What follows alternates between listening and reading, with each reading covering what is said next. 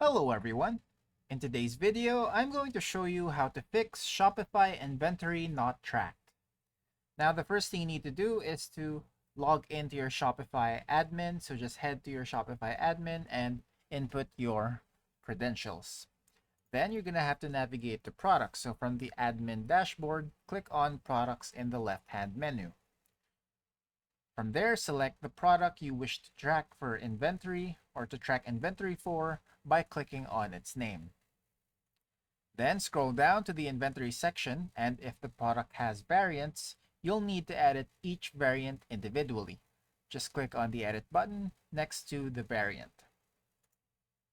Next, you're going to have to enable inventory tracking. So in the inventory section, check the box that says track quantity. Enter the quantity available for the product or variant. Lastly, you're going to have to click Save to apply the changes. And that's it for today.